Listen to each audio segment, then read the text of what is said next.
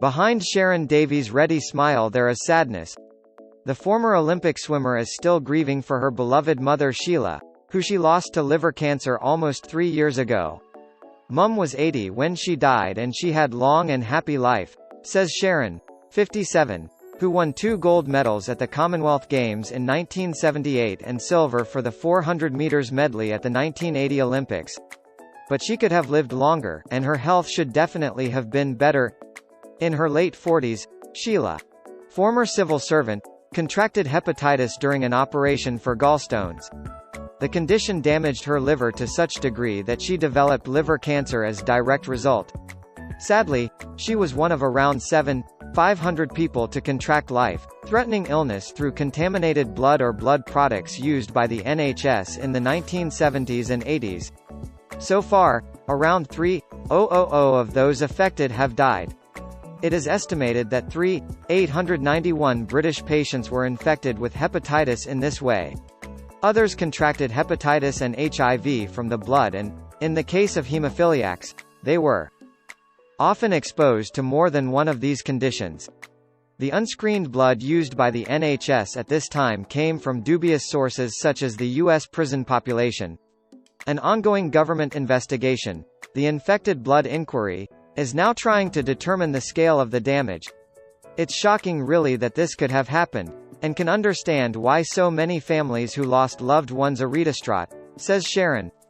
Like many people with hepatitis C, Sheila did not know she had the condition for 6 or 7 years after she was infected.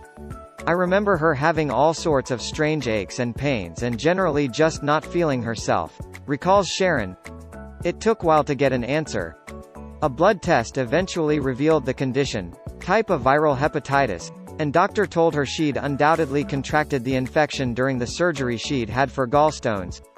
Viral hepatitis affects the liver by causing the immune system to start attacking liver cells. This results in slow but progressive scarring that can lead to cirrhosis, liver failure and liver cancer. Hepatitis and are blood-borne infections, while the latter can be passed on through sex too.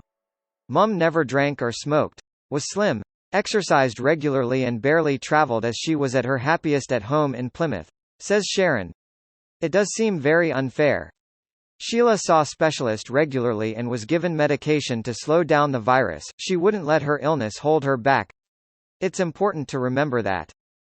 The Infected Blood Inquiry is not just historical exercise, stresses Rachel Halford, chief executive of the Hepatitis Trust, charity for people affected by the condition. People are continuing to die because of the consequences of infected blood.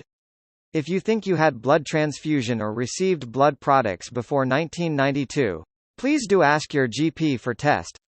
The Hepatitis Trust recently revealed that between 20–30% of people with chronic hepatitis will develop cirrhosis within 20 years, and around 600 people a year go on to develop liver cancer. Indeed, many of Sheila's friends didn't even know she had health condition and she chose to carry on working until she was 70 because she loved her job so much. In some ways, Sharron believes her mother was fortunate to at least get diagnosis, which probably bought her time as the medication she was on slowed down the liver damage. Sharron admits to crying when Sheila finally decided not to have further treatment.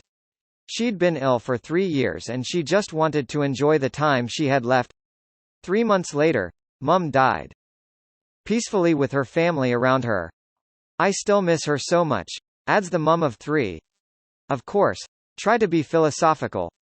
Mum got to 80 and in many ways she was one of the lucky ones, as she got diagnosis and had treatment to stall any damage to her body.